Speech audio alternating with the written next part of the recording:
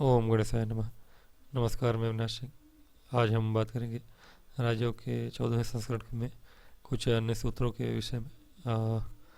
मुझे आशा है कि आप सभी कोई ना कोई ज्ञान प्राप्त कर रहे होंगे अपनी कुंडली को देखकर। मेरे जितने भी राजयोग के या कोई भी वीडियो है उन्हें देखिए और लाइक और सब्सक्राइब करें।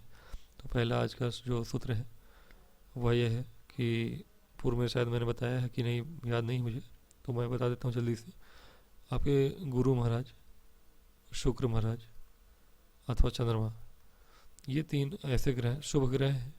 और ये शुभ ग्रह यदि उच्च के हों, और उच्च के होके किन जगहों पे बैठे हैं, ऐसे 6 स्थान है जहाँ बैठे हैं। पहला तो द्वितीय भाव है। द्वितीय भाव में यदि ये शुभ ग्रह उच्च के होके बैठे हैं, मान लीजिए चंद्रमा यहाँ उच्च के ही हो जाते हैं 2 नंबर में, शुक्र यहाँ स्वराशि को जाते हैं, अंश बल से उच्च के हो तो अच्छी बात है। गुरु महाराज भी यहाँ अच्छे हैं, अगर उच्च के होके बैठे हैं तो अच्छी बात है। ये तीनों में से कोई भी ग्रह 2 नंबर में उच्च के हो तो यह एक लक्ष्मी योग बना देता है। ठीक है, तो लक्ष्मी योग बनाता है, लेकिन लक्ष्मी योग बनाएगा एक राजयोग ही है।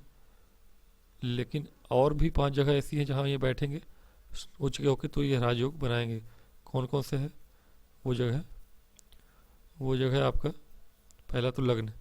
अगर ये तीनों में से कोई भी लग्न में बैठ जाए, पंचम में बैठ जाए, सप्तम में बैठ जाए, नवम में बैठ जाए और दसम में बैठ जाए, मतलब त्रिकोणों में बैठ जाए अथवा केंद्र के 2 भावों में सप्तम और दशम में बैठ जाए, ये तीनों ग्रह, अथवा द्वितीय में ही बैठे, तो यह एक राजयोग बनता है।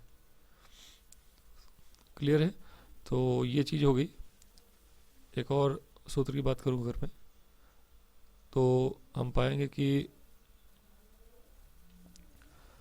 अच्छा, लग्न को जो भी ग्रह देखता है वह शुभ ही होता है। ये बात याद रखें कि लग्न को देखने वाला ग्रह जो होता है वह शुभ कहा जाता है, कि सामान्य नियम है ऐसा। नीच योग से, नीच के ग्रह से मतलब नीच के राजयोग भी सुने होंगे आपने।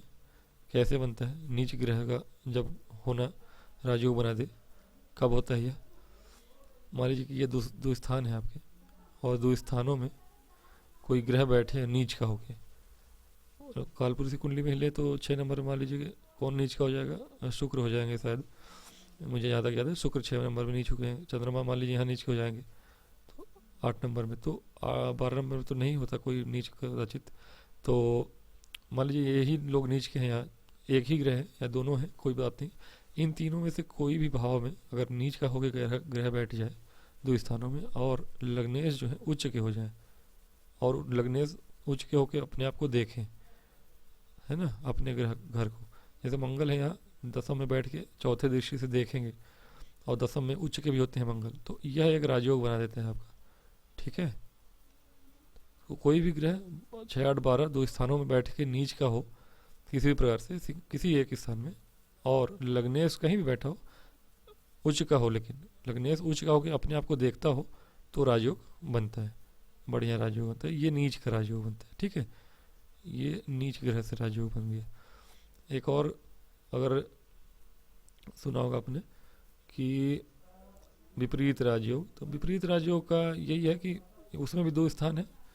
विपरीत राजयोग के लिए 6, 8 और 12 जो स्थान है, तो 6, 8, 12 के स्वामी जो है किसी भी तरह से एक दूसरे से भाव परिवर्तन अगर करते हैं, मतलब कि ये 6 नंबर का मालिक और 8 नंबर का मालिक एक दूसरे में बैठ गए। मान लीजिए चंद्रमा यहाँ मंगल बैठ जाए और यहाँ बुध बैठ जाए, स्वामी जो है इनके, अथवा ये गुरु हैं जो गुरु यहाँ बैठ जाए 8 में और मंगल यहाँ बैठ जाए, तो इस तरह से राशि परिवर्तन मतलब स्थान परिवर्तन कर ले, किसी प्रकार से भाव परिवर्तन कर ले, या फिर किसी तरह से नीचगत या शत्रु क्षेत्र या अस्त हो, मतलब कुल मिला के कमज़ोर हो, निर्बल हो, और लग्नेश जो है उच्च के हो, मूल त्रिकोणीय हो या फिर स्वक्षेत्रीय हो, और लग्न को देखें। लग्नेश मान लीजिए मंगल ही है, और मंगल अपने आप को देख रहे हैं उच्च के होके, यहाँ से 10 नंबर में उच्च के मेष में, यहाँ पे मकर में, तो उच्च के होके मंगल अपने आप को देख रहे हैं, और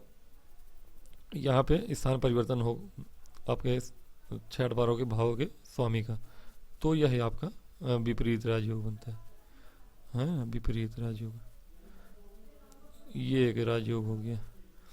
तो अभी इसके लिए इतना ही, और अगली वीडियो में मैं कुछ अन्य सूत्र बताऊंगा। नमस्कार।